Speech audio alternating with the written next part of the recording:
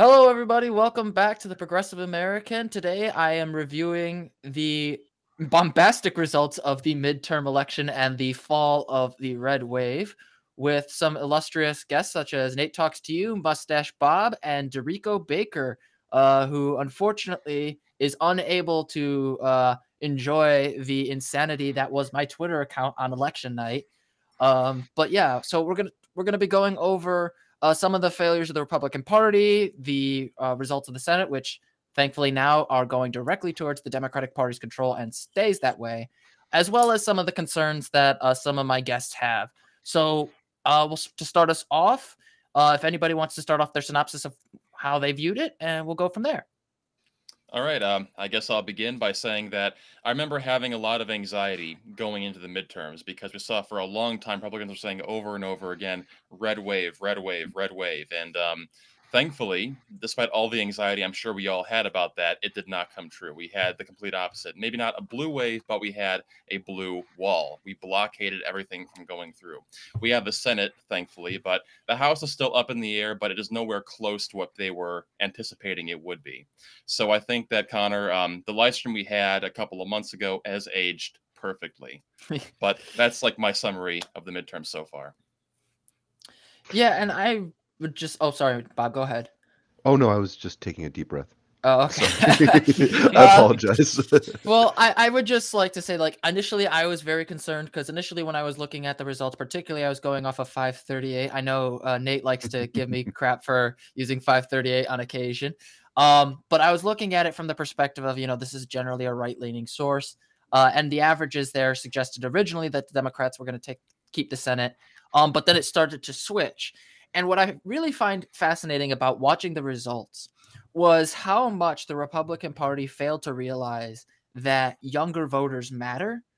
And as those voters start to mobilize through the internet and through influencers, like ourselves, that really their ideas start to crumble. On that note, actually, whoever is funding Turning Point USA and all the other young conservative outreach groups, I hope they got a receipt or something because they need their money back. Because their whole project was supposed to be turning young people into conservatives, and yet here we are at the midterms, and the young people voted like 70% Democrat. I know I'm GI billing it right now, and I know, Connor, you're a graduate student. Nate, this is the first time we've spoken. I don't think I've ever seen anyone under the age of 45 actually attend a TPUSA meeting. So yeah, I'm sure they do. I'm sure there are awful people who do it, but on what Rico was saying, I'm really happy that people are finally starting to realize that the way that the polling model that we've been using since at least I've been alive and conscious of it is fundamentally flawed at this point, because 538 wound up being very off. Nate Silver wound up being off. All the I think Real Clear Politics even wound up being pretty far off. And I think we need a massive overhaul of the polling methodology, because I was pointing out to a friend earlier that a lot of these pollings still rely on landline phones to call people. And I haven't had a landline phone since I think 2009, and no one I know has a landline phone. And if you do call a cell phone, I'm probably the older person in here, but people in their mid 30s to Zoomers would rather headbutt a brick wall than answer an unknown number, much less actually talk to somebody and fill out a poll. So I think that's something that's coming out of this. The other thing that's coming out of this is that I'm never going to talk smack about Zoomers as an old man, because y'all legitimately just saved the Senate for Democrats and gave the Republicans a razor thin margin in the House, which is historically, it's not unprecedented, but it's very rare that the party that's in power retains as many seats as the Democrats did. Usually it's a big swing. I still have flashbacks to 2010 after President Obama was elected in 2008 and the Tea Party movement swung in and took the House and the Senate. Oh no, they took the Senate in 2012, right? I believe so. Yeah. Yeah, I'm old. You got to forgive my memory. But I'm really glad that happened. But it also shows that, and I use the term a lot, the failed right wing, their ideology is profoundly unpopular in this country because they have a very engaged base, but that base is very small and it's shrinking. And they've alienated a lot of people who would normally sit out like midterm elections, like very young voters, and even voters like my age are turning out in greater numbers. And that's a direct function of the unpopularity of this ideology that we're dealing with. And Actually, Bob, that's actually one thing I wanted to be concerned about. Yeah, of course. Should I go Go first? ahead, go ahead. Oh, Yeah, no, go go ahead. ahead. Oh yeah, Nate. I was just going to say, Yeah. that's one of my concerns as regards to this like increasing Zoomer turnout. Republicans realize that their grasp over democracy is slipping, so because of it, they may try to find ways to undermine democracy more than they already have thus far. So, do any of you have any thoughts on like what we can do to prevent Moore v. Harper from giving individual states control over like gerrymandering their results? What can we do right now with what? Yeah, can like in the immediate sense, like is there anything that you think we can do, or is it just kind of up in the air until? I mean, like, No, go ahead. in a perfect world, in a perfect world where we could actually marshal all of the votes that we have in the Senate, you pack the court and you undo it. But in the real world that we live in, where we have to deal with Joe Manchin and Kristen Sinema in the Senate, there isn't a lot we can do about that right now. The best thing I think we can do right now is elect more Democratic state legislatures and try to increase turnout to a point where you can't manipulate that that number at the end. But we Connor and I think Rico and I also had a stream about the Supreme Court, and like this isn't like a new thing that's happened in the last like couple years. This is like a decades long project by a right wing that's openly hostile to the Voting Rights Act and fair elections, and it's going to take a while to undo it. But that's where I'm at on that one. And I think I'll say one thing real quick, and then I'm going to let Rico go because we don't want to. I do want to actually moderate this a little bit because I don't want us talking over each other. Sure. But I will say I think this needs to be repeated over and over again. The purpose of voting is not to just stop one movement. It's to build a long-term movement for your own position. The Republicans did not take the Supreme Court through 1, 2, or even 3 elections. They took the Supreme Court through decades of effort, investment, and long-term organization. And while we might not be able to stop Moore v. Harper right now, we can make plans and infrastructure to put judges in positions of power in the future to replace the aging Republican justices that are on the court right now, and overturn it if it ever, God forbid, it goes through. But on that note, I'd let Rico go real quick. So on that note, let's say hypothetically it does go through and it's up to the states. Our job then is to flip the courts in our states, in our respective states, who would then strike down any attempts to, leave it to whoever controls the legislature to effectively decide who wins, who gets the vote, yada, yada, yada. It's going to come down to the state courts. And so our job then is to build our base. But like right now, what I'm doing, because I ever seeing these midterm results, heavily inspired me to go, to get back into politics the way I was before. My goal is to rebuild our base. Like here in North Carolina, the Democrats kind of got beaten from the top down. It's because our base didn't show up. So in the next 2 years, I'm going to be rebuilding our base so that way we can win.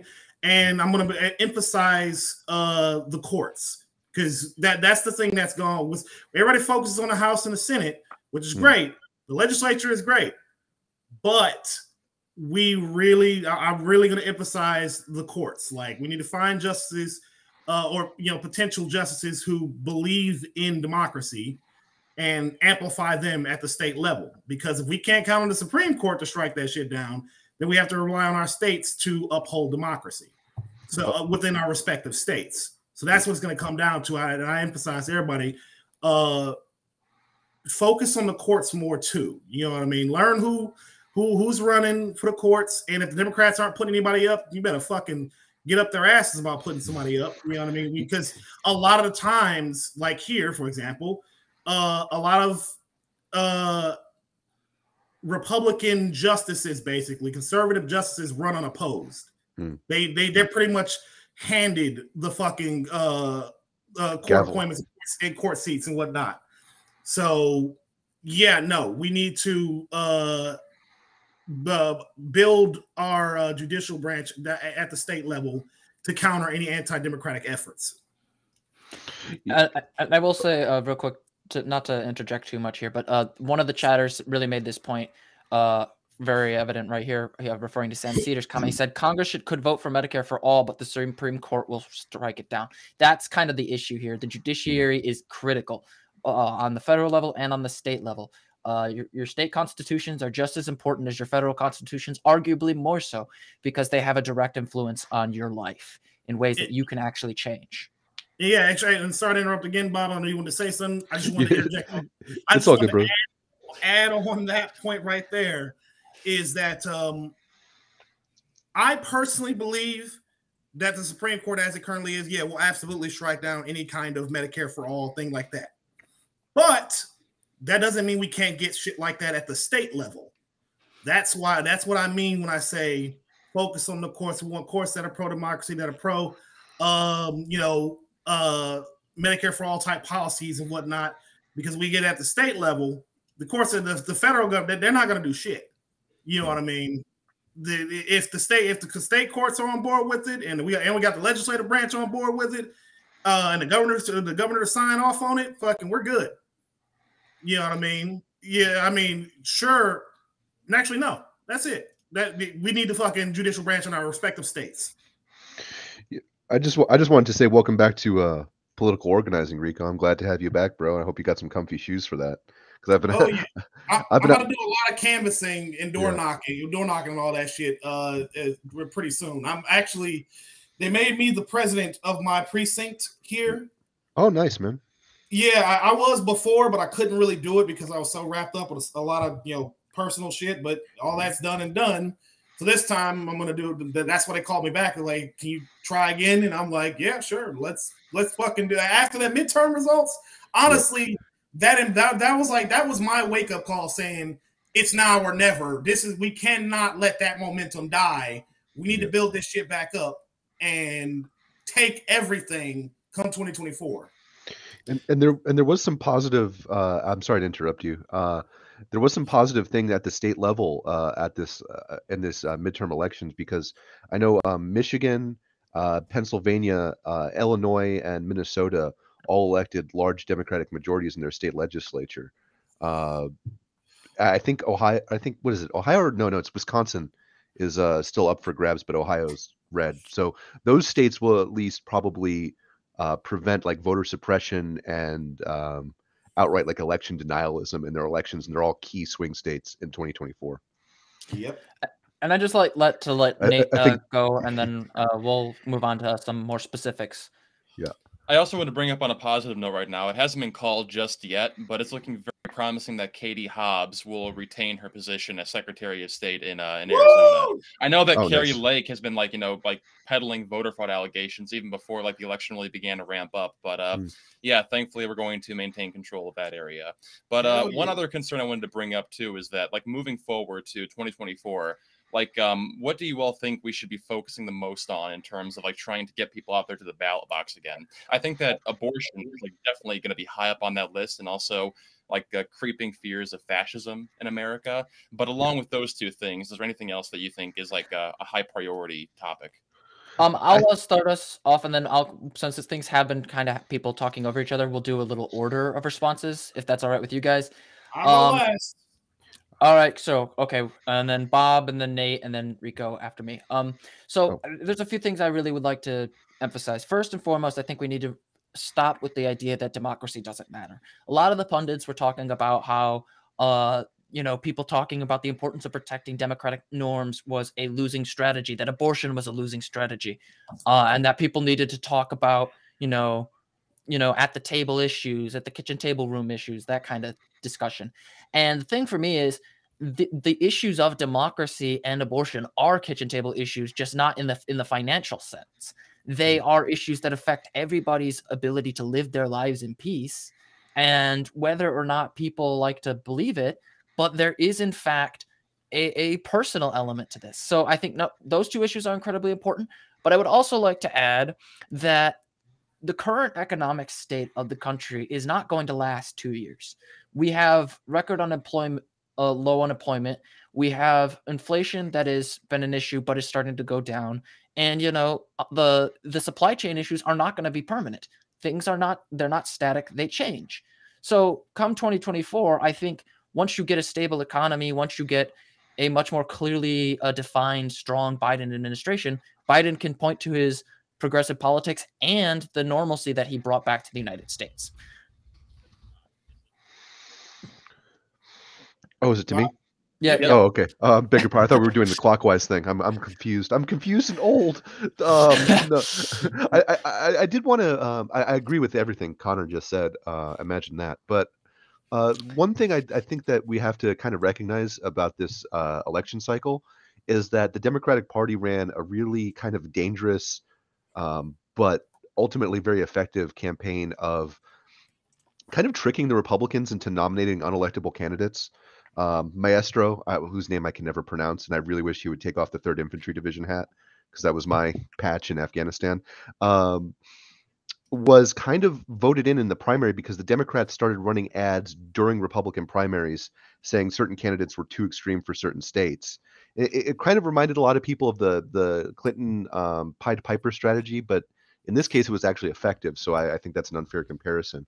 I think we need to keep hammering that home and keep normalizing the idea that Republican candidates are all too extreme, but it will also keep them voting for borderline unelectable, borderline like unpresentable in public candidates. But we do also have to recognize that that's a dangerous move. We also have to deliver on policy. One of the biggest failings of the Democratic Party over my lifetime is that we run great political campaigns. The Clintons ran great political campaigns. Obama ran 2 amazing political campaigns as president. Biden even did a very good job, I think, in 2020, but we kind of fall short when we get into office and we allow gridlock to happen, even when we have majorities. So whatever they can do in the Senate to appoint more judges, ratify treaties, do something that people will notice, or even by executive order, we have to deliver noticeable policy changes that affect people's lives, because that will get people out to the polls, and that will stop more extreme right-wing candidates from having the narrative that they're better at running things than the Democrats are. Mm-hmm. All right, Nate, you're up. All right, so I agree with everything you said, but I think that one thing we need to also pay attention to is it is good that we had a lot of Zoomers go out to vote this time around, but we're not hyper focusing on messaging to them in a way which I think would bring a lot more of them out than already has come out. So when I think of a lot of election campaigning advertising, I see it mostly through television. I see it through YouTube ads, but it's like in a much more politically neutral way that I think is more of like a boomer generation. I would like to see more political candidates trying to appeal to Zoomers, the way that people like AOC has having live streams on Instagram and on Snapchat. I would like to see more ads focused on TikTok and trying to appeal to that kind of format, and that would bring out a lot more people to go and vote. Like literally every single year, over 3 million people become legally allowed to vote. So why not take advantage of that to give ourselves an advantage more than we already have? I had a quick question about that for you, Nate. Mm-hmm. Do you think that's a function? I think it is. So I'll answer my own question before I even ask it. Do you think that's a function of us needing new leadership at high level party levels in the Democratic Party? I think it is. I think our current leadership is way out of touch, and I even see it on like the ground level here in Florida. But I'm curious about your thoughts. I think so. I think that a lot of the our current politicians are out of touch with young people, and I mean there are the small minority of elderly people who do know how to reach young people, like Bernie Sanders being a prime example of that. But most people are not like going out there and saying yay Hillary, So I think we need to make sure that we try to run more young people in these campaigns, because they're going to be the most just naturally equipped to handle it. And by the way, wasn't there actually one Zoomer who's like 25 years old who won in a recent election? In Florida, in my state, actually, I've met this gentleman. Incredible. He's a really cool guy, and I'm very, very glad he's in our state legislature, even though it's a solid red. We can discuss what happened in Florida if you guys want, but it's Maxwell Frost. Yes, he's a great guy. Yeah. All right, Rico, it's your turn. Yeah, and all good points from everybody. What I believe, though, to be the most important thing, more important than policy and messaging, is presence. So take AOC, for example, and how she dominates to this day and how she got on the map in the first place. I don't know if y'all remember when she like showed a picture of her shoes, of how worn out they were from all the door knocking she did, all the canvassing and whatnot she did. She put herself out there in a way no one else did. And that presence alone, like even if they don't know even if like the people who voted for her can't name specifically all the policies she supported or pushing for, they know her. You know what I mean? And so they know to vote for her when they see her name, when they see her face. Whereas here in North Carolina, just again, the state Democratic Party is pretty much has no presence. You know what I mean? And that's the problem in a lot of places. You want to get people out there, you want to beat the Republicans to the punch, because on election day, Republicans are fucking aggressive, like extremely aggressive, to the point. And when I say aggressive, I mean they flat out break the rules of what you're even allowed to do during election day, because they know no one's going to stop them when it comes to what you're allowed to do as a poll worker, or you're just out there supporting your party. You're not supposed to, basically, like for example, there is a certain radius you're allowed to, confront potential voters and whatnot. They don't give a fuck about the radius. The second you pull into the parking lot, they're at your door. You know what I mean? Because they're trying to get to you before the Democrats do. And they do this all the time. On election day, Republicans are supremely fucking aggressive. And my contention with that, because we were at the precinct talking about how to kind of combat that, my solution would be to get ahead of the Republican parties 2 years in advance.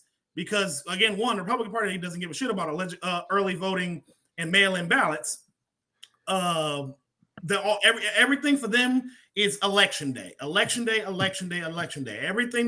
they're a super aggressive strategy. Everything they do is election day, and then they do targeted, smear campaigns on TV. Like, for example, Sherry Beasley here in North Carolina. Every fucking day, every time I went on YouTube, whatever, there was a negative Sherry Beasley ad. But then whereas with the Democrats, there wasn't a positive ad or an attack ad until towards the end. You know what I mean? Like they've been running bad ads about Sherry Beasley for months, whereas the Democrats didn't start putting out ads until the end. You know what I mean? It's stuff like that. The Democrats are always too late to the punch, and that's how Republicans swing a bunch of people to vote Republican.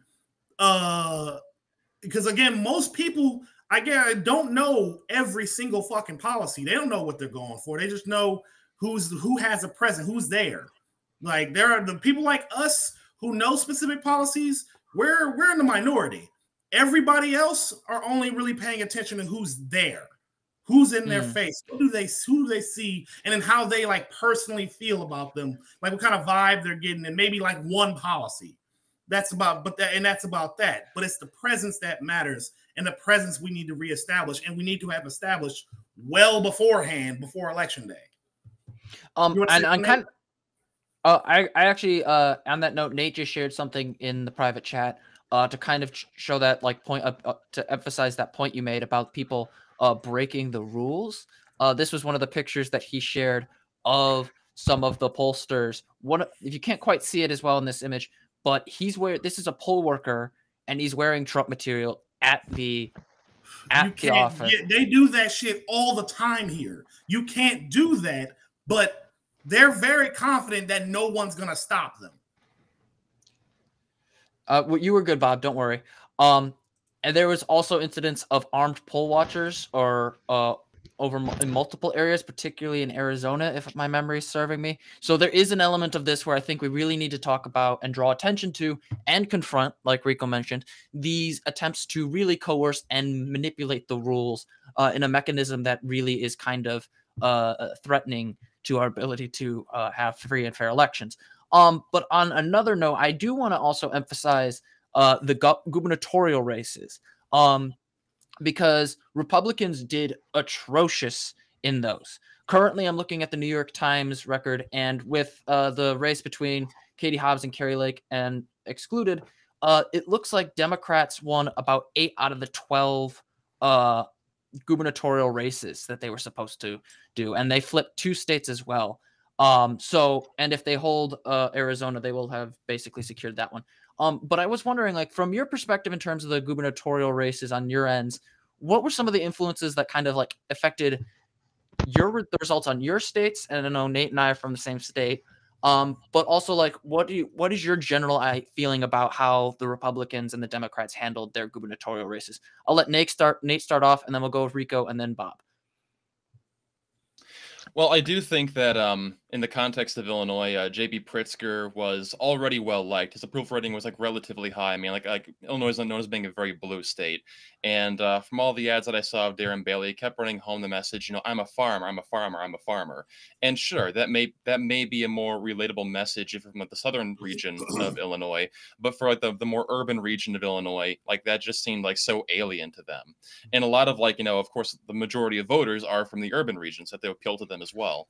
And if you're a farmer, I mean, no hate to farmers, but like in your position, you're not really going to have much experience handling crime. And from what I recall, like Bailey didn't really actually have much of a solution to the crime problems happening in Chicago, aside from just saying, you know, he'll handle it. So I think that that's a main reason why. And again, like the approval ratings didn't really make Pritzker up for being much of a threatened position. Yeah, and all that, because I live in a pretty small county too. There's a farm. My wife's family lives in Cove City. It's basically just nothing but farm families. It's much the same, but it is with regards to how each party handles their gubernatorial races or gubernatorial races. It's the same thing I was saying before, is the lack of presence. Like, the Republicans are everywhere and they make themselves known. Whereas they're Democrats, the politicians are pretty much nowhere to be found. The people running, nowhere to be found. The people working for the Democrats, nowhere to be found. You know what I mean? There's no presence whatsoever here. And that's why here in North Carolina, we lost everything. You know what I mean? We really did. We lost from the top down everything. And that's what I mean. And I believe that's why, not because North Carolina is a red state or a deeply conservative state, because it's not. This is the same state that has elected and reelected Democrat Governor Roy Cooper. You know what I mean? And he's been fucking great. You know what I mean? Like, this is a state that is more than willing to split the ticket.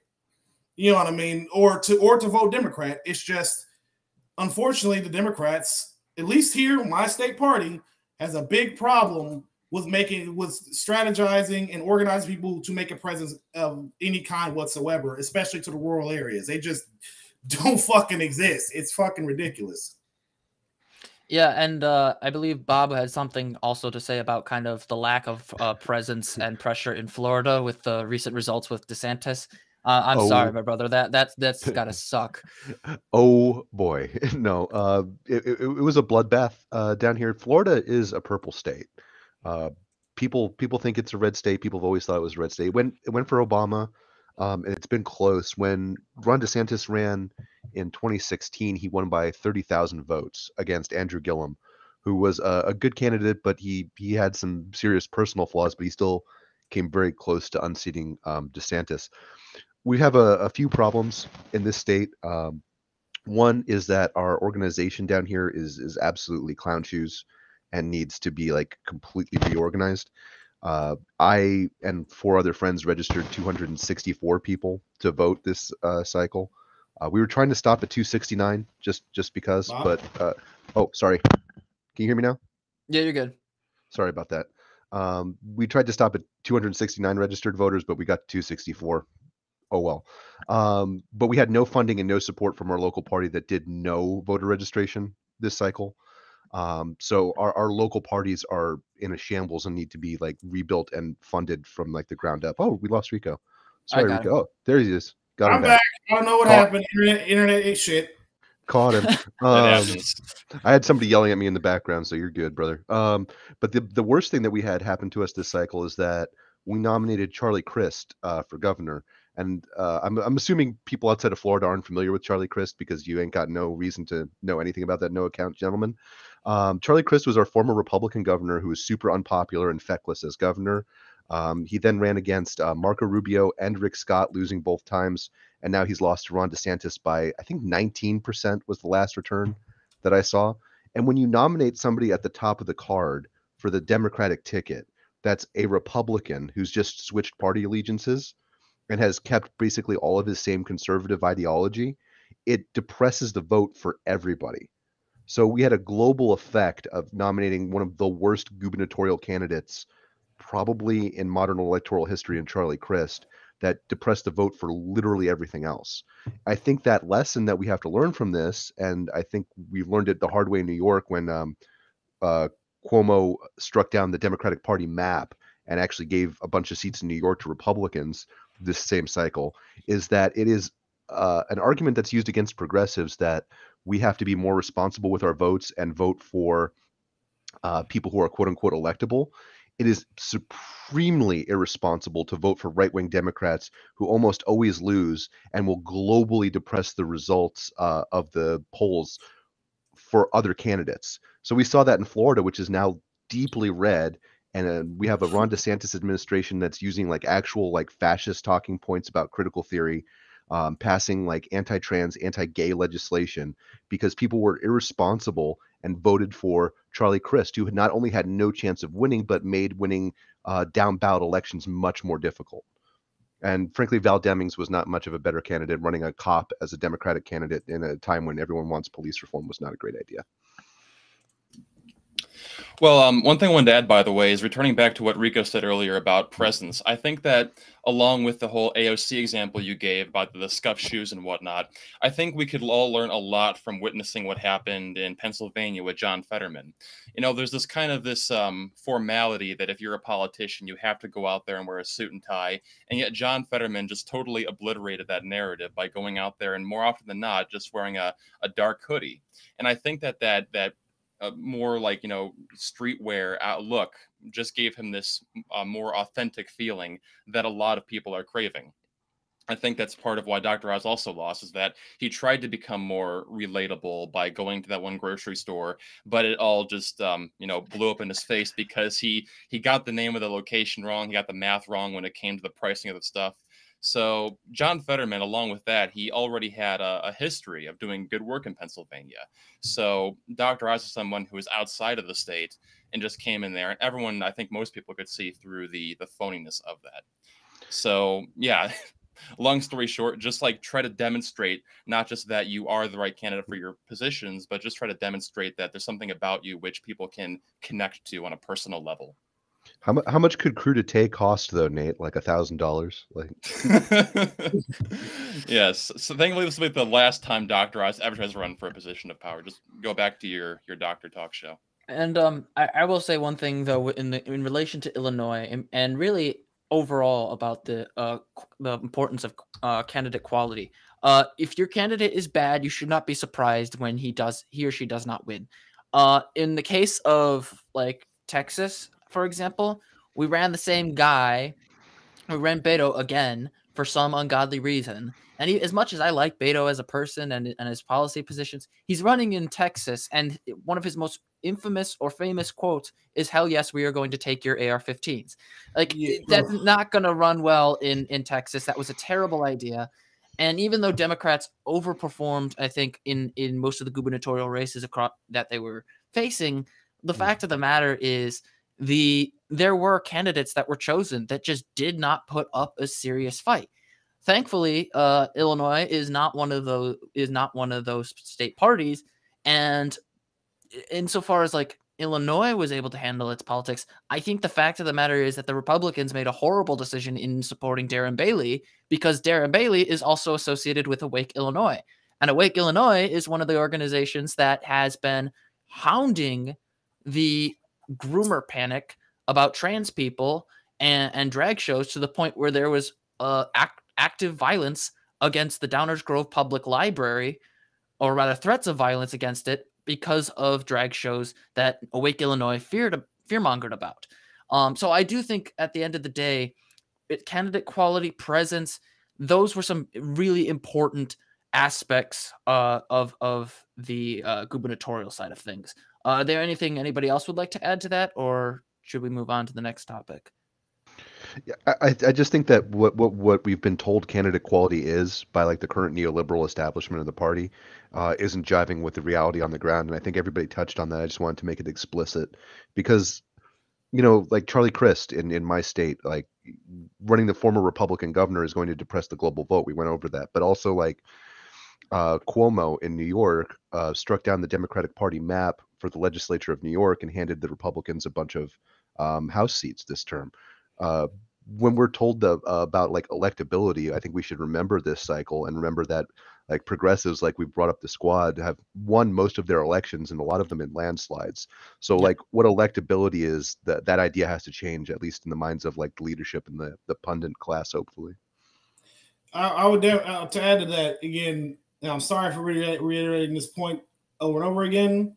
I would say my definition of electability is who's there and who isn't, who's on the ground and who isn't. That to me is what determines who's electable and whatnot. Not necessarily their background, but whether or not they're on the ground actually talking to people. Because, like again, North Carolina, for example, we had plenty of Cherry Beasley was a good candidate. We had plenty of good candidates. The problem was, they were nowhere to be found throughout the year. You know what I mean? Like I remember we had this from my county, we had a referendum on critical race theory and the divisive concepts and whatnot, and there were most of the people there were absolutely opposed to banning critical race theory and subsequent divisive concepts. Most of the people there absolutely against it. And the thing that I noticed is like, where's this same energy? Like, wait, none of these people show up to the meetings. Who's organized? Like, why isn't anybody reaching out to these people to get them to show up to the Democrat Party meetings? Why isn't where are the Democratic politicians or prospective runners? Where are any of you at? Why aren't you here at this? Why aren't you reaching out to these people right now, telling them, hey, I represent you and I'm going to do this, make sure it doesn't actually get banned at the state level, yada, yada, yada. Where are you guys?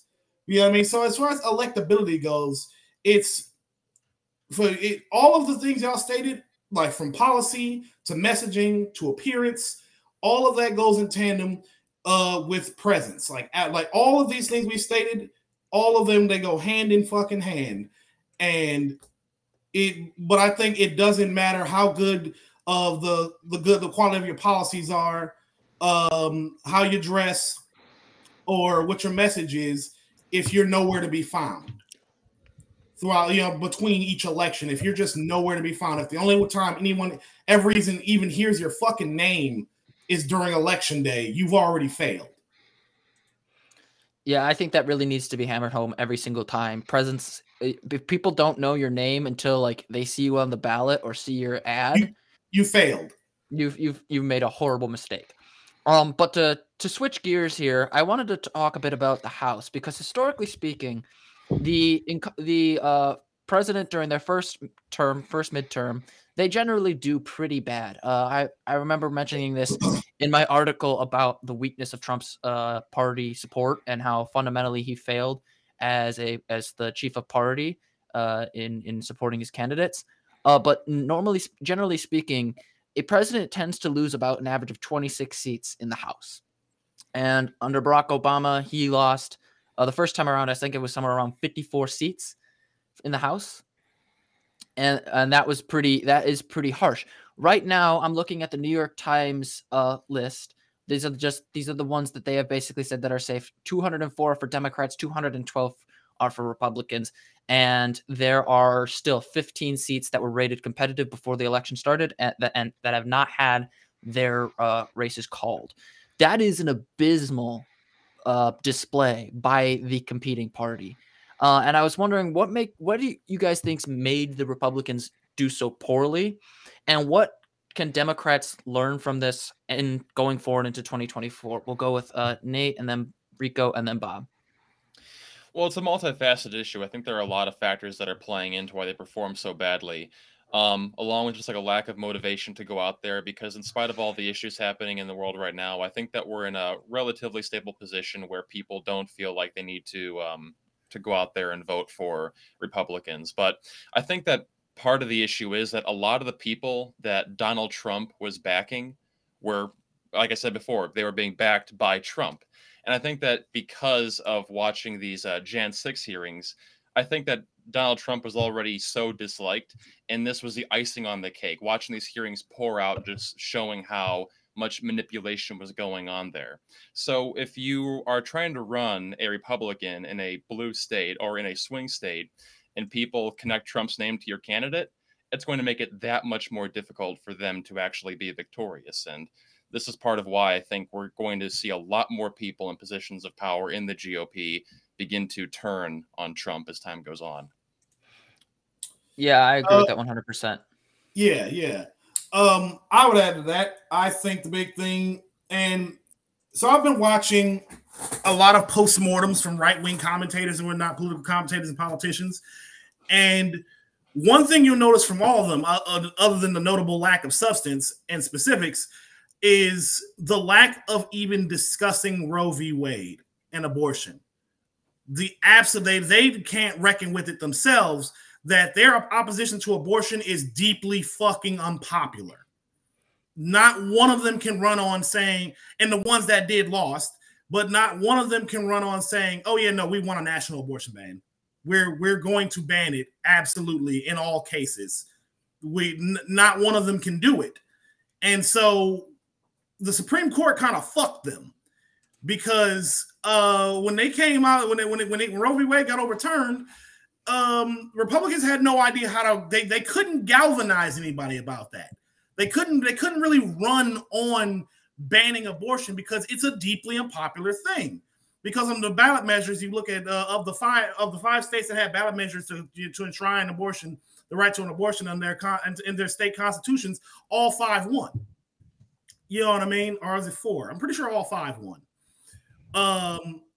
Yeah, no, because they fucked themselves. I think that's why they did so poorly, because they've been pushing. They can't really run on anything.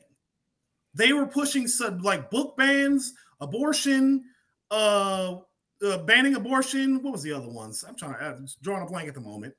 But I really think abortion was the big one. Like that was like even Kentucky, yeah, right there, Brandon Smith. Kentucky had a vote to ban abortion, and that fucking failed. You know what I mean? Like, even red states, they're just like, what the fuck? No, we're not banning abortion. So I would say if they put themselves in a it's almost like poetic in a way.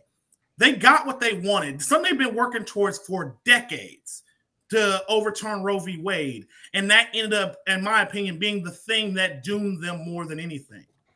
You know what I mean? Because now they have to, because they can't run saying they can't tell their fellow Republicans we're not going to ban abortion, because that's what the Republican base wants. But they can't run on saying we are going to ban abortion because nobody else fucking wants that.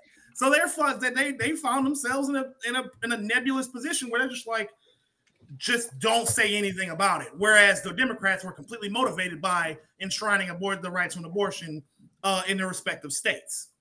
Yeah, this is part of the reason why, in a kind of ironic way, I'm partially happy that what happened to Roe v. Wade happened, because it ended up actually giving us the advantage in the midterms here. So it is quite possible that had they not tried to overturn Roe v. Wade, they would have like sweeped everything at the last minute. So this is to our advantage in the long run. I would bet my life on that. If they hadn't overturned Roe v. Wade, we'd have lost the midterms. I bet my life on that one. But one thing I wanted to point out, too, is that you raised a good point about how Republicans are not offering their constituents anything. That's also a thing that I think politicians need to be running home in their campaigns. It's like pointing to these politicians and saying over and over again, what are they offering you? Like, how are they meaningfully improving their life? And I think that they're not going to have a competent answer to that question, because what are they going to come back with? Like, I'm going to be maybe the best thing they have is I'll be tough on crime, but it's like we can point to plenty of examples of Republican-led cities and states where crime is a problem there too. So again, to keep running home the point, what are you offering us? You have nothing to give us. We don't need you anymore. And the tough on crime angle does not work in rural areas, because there ain't nothing, there ain't no fucking crime here. You know what I mean? Nothing happens here. So that type of shit doesn't work. You're absolutely right, Nate. And something about the crime thing is Florida actually has a higher instance of violent crime than New York, but you never hear about anybody talking about like well, you do because you hear about Florida, man, but you don't hear it as a political issue. You don't hear it as a political issue so much. You just hear it as a kind of an amused thing. I think Ohio does too. I know Tennessee, where the Daily Wire just moved. They made a big deal about moving to safer Tennessee, is like number 2, I think, in terms of violent crime. But what I wanted to say was, and I think what Nate was elucidating very well, is that the kind of passive nihilism that was kind of cool for Gen Xers and for a long time in the 90s when I was coming up is kind of going away, and people are realizing that it's not like uncool to care, because when you don't care, you kind of lose your basic human rights. We've also realized, I think my generation that came up, that, well, I was of age during the 2008 financial collapse, but you guys, I think, grew up during that. And then now we're living through the COVID crash. People are realizing that the Republicans are terrible at running the economy, and they crash it every time they're in power. So their argument that we're the party of economics is increasingly hollow, and their platform contains no substantive economic policies, even like aspirational policies. It's just like, we're going to build a stronger economy, and then they don't tell you what that means, and that doesn't attract voters. Whereas the Democratic Party can say like, hey, look, we want universal child tax credit, we want to expand universal health care, we want to expand Social Security and Medicare, we want to rebuild the infrastructure, because all of our infrastructure in this country gets D's. I mean, I'm driving down the road here, and we've had 2 hurricanes, so we've had some roads actually collapse. But like, even in good times, we have potholes all over the place. Bridges are terrible, and even our airports are kind of going down. And people notice this, and they notice that one party actually is trying to propose policy to fix this stuff, and the other one is just appealing to platitudes that are increasingly empty the more we see them fail. Like, I mean, just in my lifetime, I was born in the late 80s, so I don't really remember them. I don't think my dad does either, because he really liked the Florida snow, if you get my drift. But it was a little dark joke. Sorry, Dad. But I was born in time for the Reagan collapse at the end of his presidency, and the Bush recession, the first Bush recession. And then we had a good economic times under Clinton, even though he made a lot of mistakes, I think, as a neoliberal. And then in the early 2000s, we had the dot-com crash. We had the first W. Bush recession. Then we had the 2008 recession. Then we elected Donald Trump in 2016, and then we have the massive recession and declining conditions for workers at the end of his regime. So I think people are starting to realize that the Republicans are terrible at running the economy and the administrative state, and they're hostile to the basic human rights of people that you probably care about and know. So that's got to be a force that we marshal going forward. One thing also that I wanted to point out, can I go, Connor? Yeah, go ahead. All right, yeah, I wanted to point out, by the way, is that I think another good campaign strategy for Democrats would be talking about trying to provide not only just healthcare in general, but specifically mental healthcare to a lot of people. Yeah. Because we see that a lot of people in America in general, but especially among Gen Z, are dealing with depression, anxiety. And with these being a growing voter bloc, I think that people going forward and saying, hey, we have the solution to your problem will be a great tactic. And whenever you see the Republicans talk about mental health, it's usually just, the bootstrap argument over and over again. And I think that a lot of people are realizing the bootstrap argument is not going to actually fix a situation. If there's an underlying problem, you need to resolve it. It can't just be done by the individual every single time. And the only time you ever see the GOP talk about mental health is if they're trying to veer the conversation away from gun reform to being something else that caused the shooting to happen. And when it actually comes time to say, okay, how are you going to fix it? They don't have an answer. And not to mention, mental health is becoming a much more acceptable thing to talk about before it was taboo. So now's the time to jump on that discussion. Yeah, and I think Bob wanted to say something a little bit about that, just because it's really important, not only from like our perspective, but also because of experiences that he could describe for himself. Yeah, I won't describe anything too awful, but I'm a global war on terrorism veteran. I suffer from post-traumatic stress disorder. I have VA healthcare right now because I'm GI billing it, and it's going pretty good. But if I didn't have the VA and public funded mental health care, I probably would not be getting the actual like mental health care that I need. So you're right, absolutely. Mental health care needs to be like a first and foremost issue for people because there's millions of people with untreated mental issues, and it's not even just like the gun issue is where we talk about it a lot, but it's an economic issue because it saps economic productivity from people and opportunity from people. It's a moral issue because we're the richest country in the world and we're failing millions of our fellow citizens by denying them access to like mental health care that would allow them to live um, markedly better lives. It's an incredibly important issue, and it does need to be brought up more. So I thank you, Nate, for bringing that up. As a veteran, I notice that there's one party, which is the Democrats, which are not entirely great for the VA, but that actually passed the CARES Act this year. Or the CARES Act? I think it's the CARES Act. With the burn pits that gave us benefits for.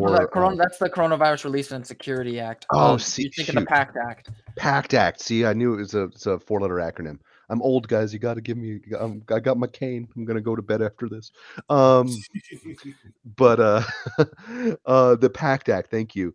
There was one party that actually passed the PACT Act that gave veterans of the wars that I was in benefits for the military burning toxic chemicals and letting the exhaust fumes like just infest the air on the bases that we lived on. And then there was the other party that actually stopped that bill because they said it would be too much of a drain on the deficit, and the Republican Party.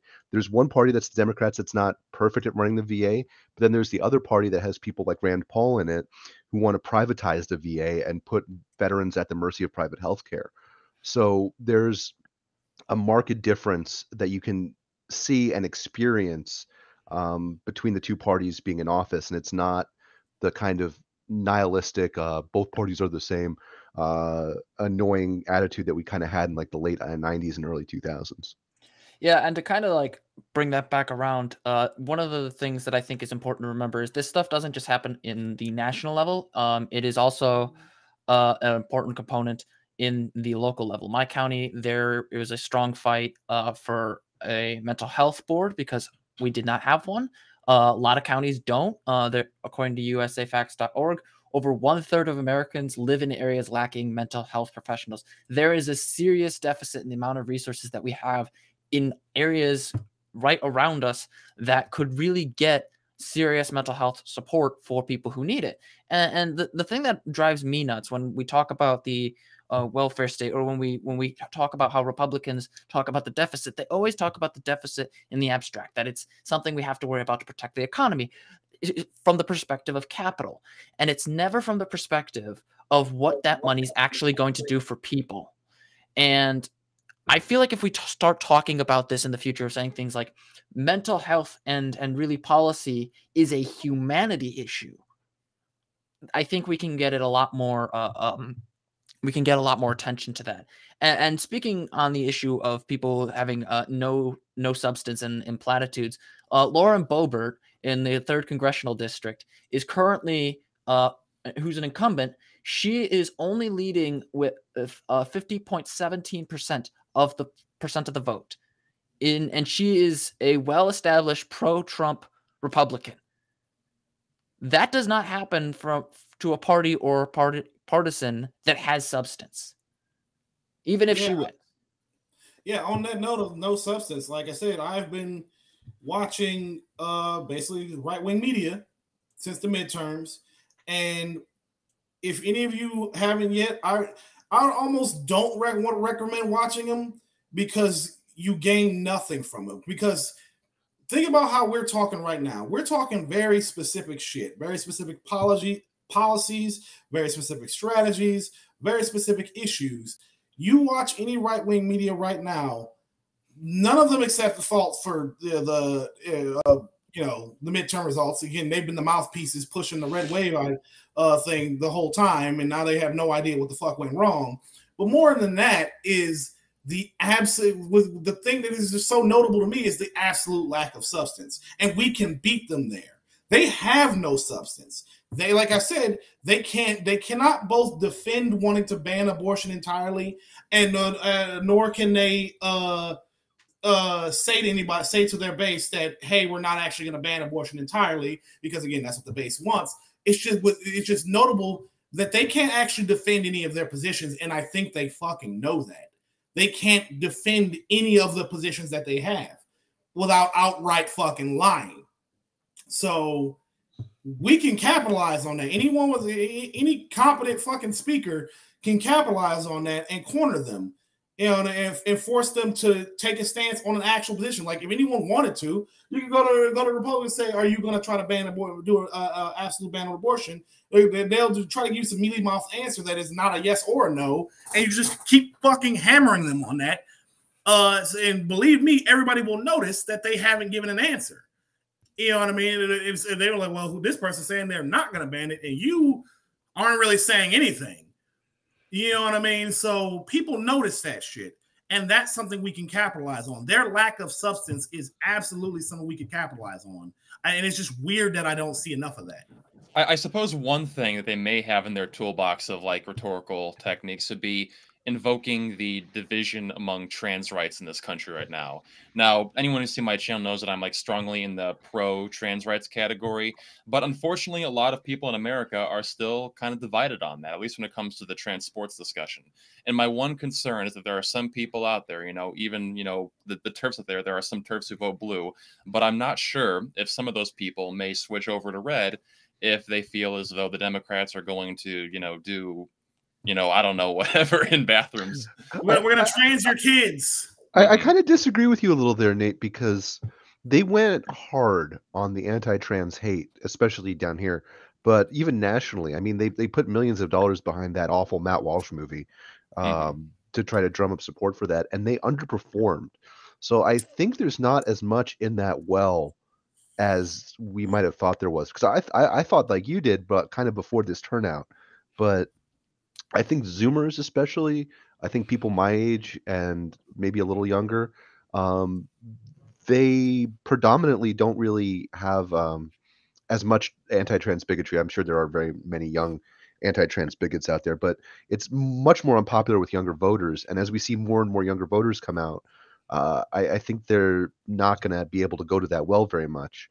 I think it's going to be like the explicit racism well, where it doesn't have many more returns after a certain number of election cycles, and as people are normalized in society. I think if it worked, we would have seen much more Republican turnout and much worse results in this election. But as it is, I think they've wasted a lot of money on it and alienated a lot of people doing it.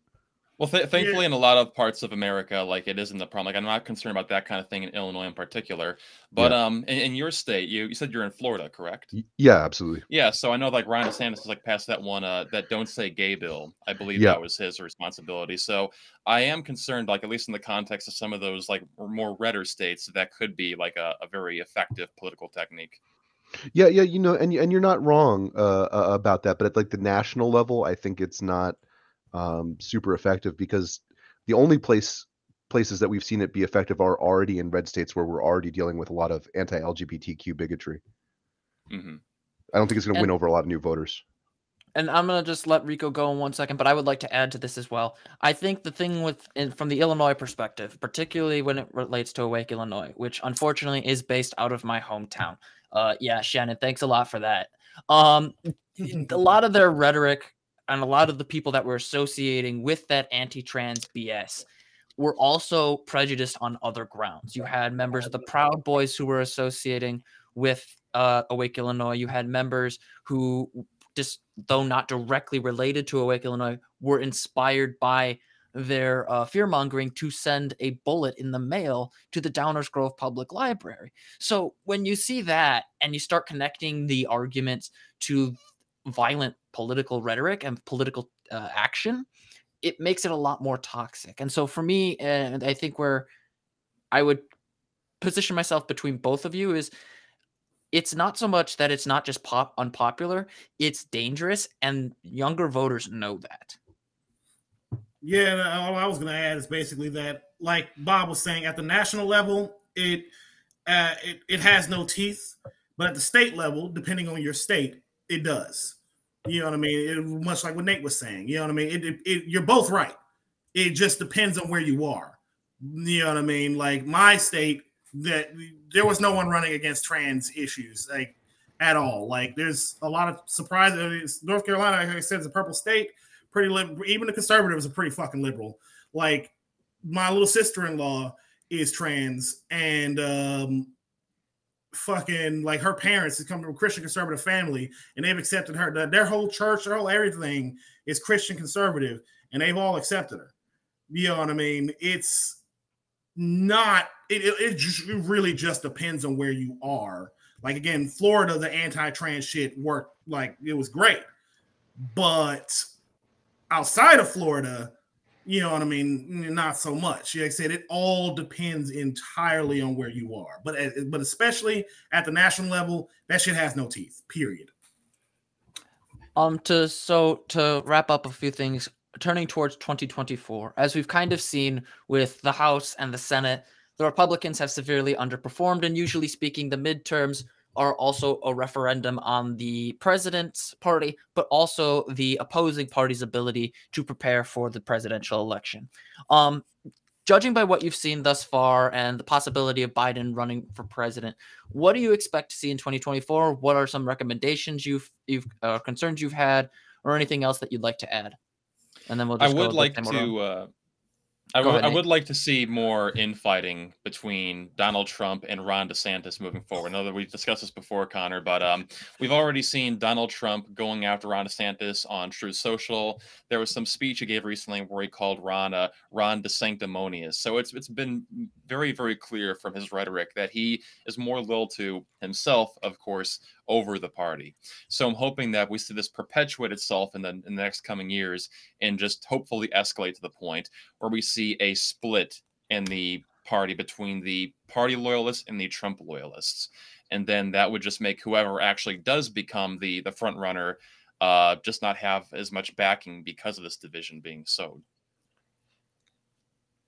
Yeah, no, on that, like I said, I've been following right-wing groups and whatnot, and let me tell you, the divide is already there, bro. They are at each other's fucking throats about like between Trump and DeSantis. They have no like the Trump diehards and the party loyalists are at each other's fucking throats already. Like the party loyalists, their whole thing is basically DeSantis he's the new leader of the party. We need him. He's our strongest guy right now because they have no one else. And that's something I want y'all to take into consideration because DeSantis might not actually run for president. He might be more than happy to just keep running the show in Florida. You know what I mean? So that and Trump, if Trump runs, they're going to lose. Period. That's a given. He's going to turn off too many independent voters. So the Republican Party is kind of fucked. No matter which, like the only way they'd have a chance in hell is if DeSantis ran and Trump shut the fuck up. Like if the Trump loyalists fell in line by some miracle, but they're not. If Trump's not on the ticket, they're not voting. Like I said, even the best case scenario, they're still fucked. But that doesn't mean we have a guaranteed win, of course. Because if we don't make a presence, if we don't make ourselves known, if we don't fucking get out there and build our base up for 2024, they can still eke out a win. But the Republican Party, though, no, I'm sorry. They are permanently fractured right now. Bob, would you like to say something? Yes. Yeah. I don't know if it's clockwise or up and down or left and right. I'm sorry, guys. Well, we're all left, so there's that. But, I gotta do it. I do want to say that I think you guys are right that the election outlook doesn't look great for the Republicans in 2024. We are going to see a lot of infighting between the DeSantis and the Trump wings of the party. And the chaos in the House is going to be really interesting from a historical perspective because their margin of victory is razor thin, and it looks like it's getting a little thinner as we speak. At the same time, I would caution everybody to not underestimate the party discipline that the Republican Party exercises and its base embraces. Because just remember, like Donald Trump got about as many votes as Mitt Romney did in 2016. And I think he got more voters in 2020, despite being massively unpopular.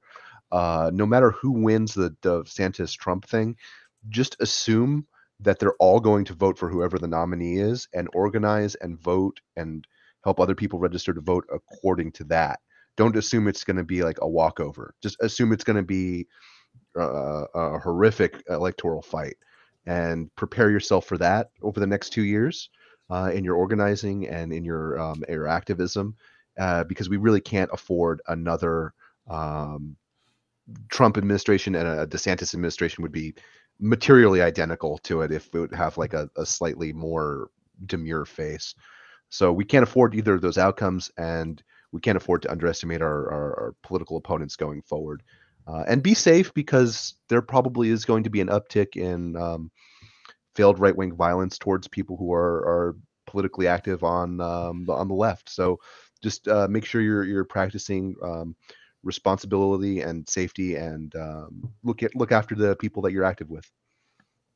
Yeah, I totally agree. Keep going out there, keep canvassing, keep protesting, because there's research backing those things being very effective at like increasing voter turnout. But one thing I wanted to add too is that I hope that moving forward we see Joe Biden invoke more of the dark brand and energy that we saw, for example, during the Independence Hall speech a couple of months ago.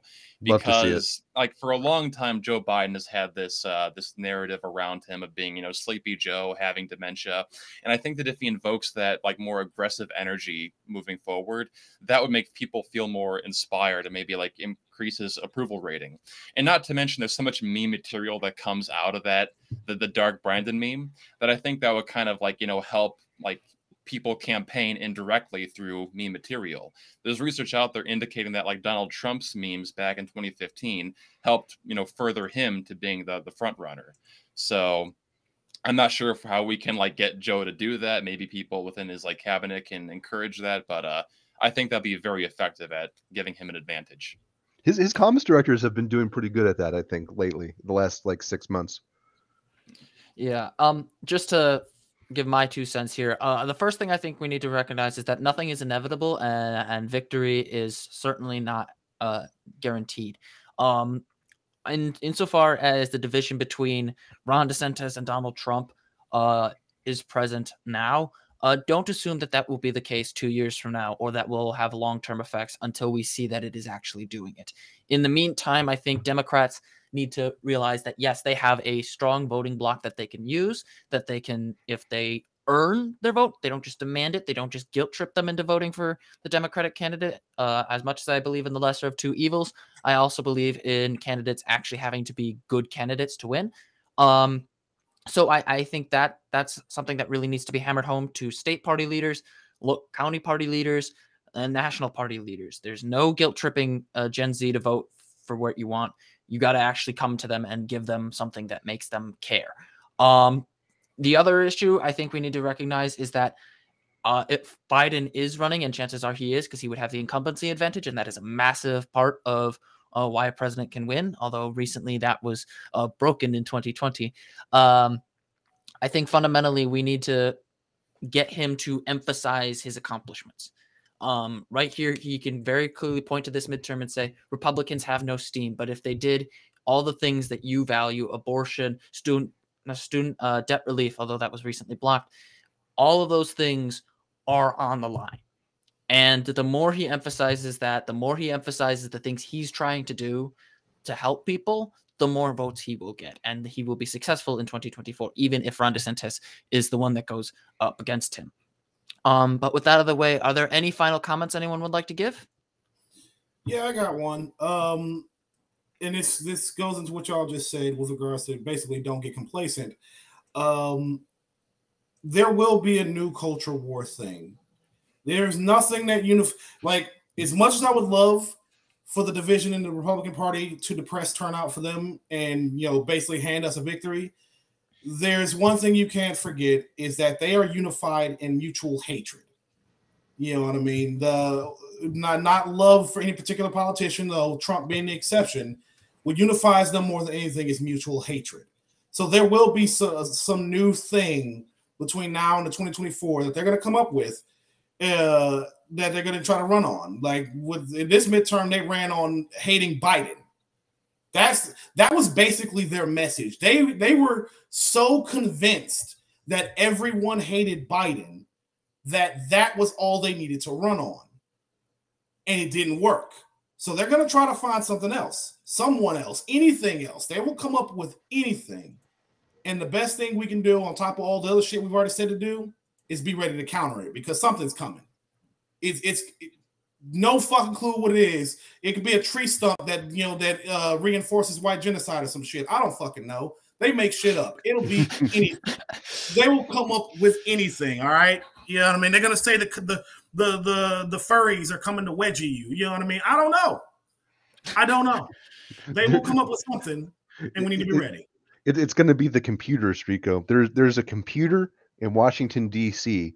that is connected to a computer in Beijing that's connected to a computer in Moscow. It's the Chinese commie conspiracy, and we're laughing, but I actually told that joke in a cigar lounge, and this dude turned around. He's like, "You know about the computers?" You know, like, oh my god.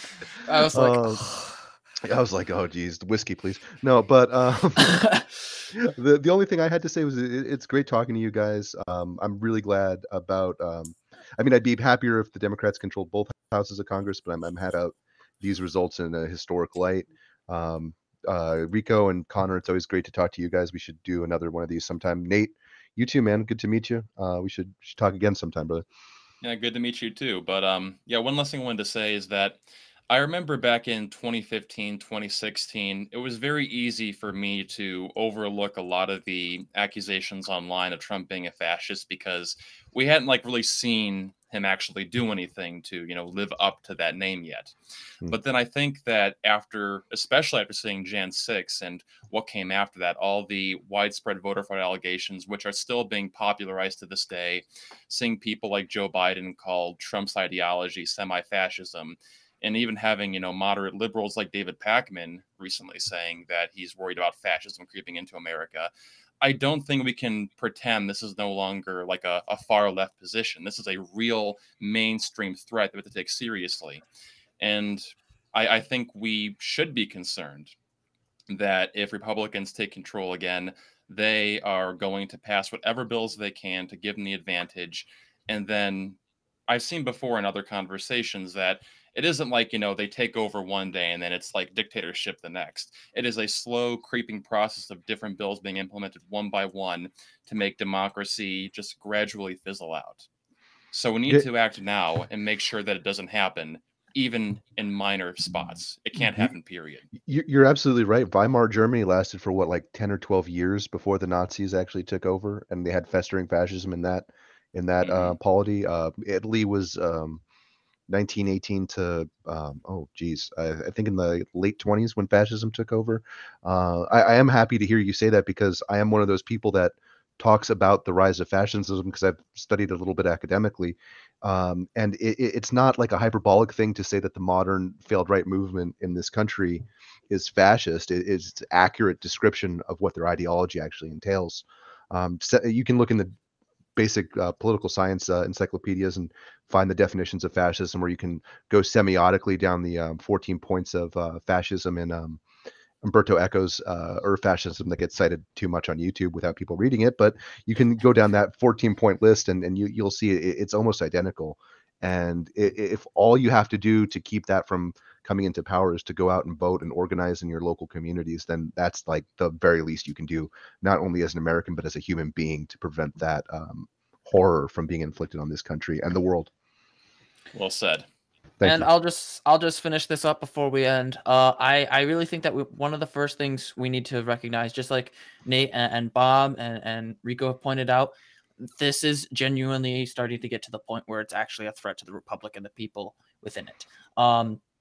We mentioned earlier that there was people who were vigilantes, basically with guns, attempting to guard, or rather scare people away from ballot boxes because of supposed fraud and supposed, mules, because of people like Dinesh D'Souza.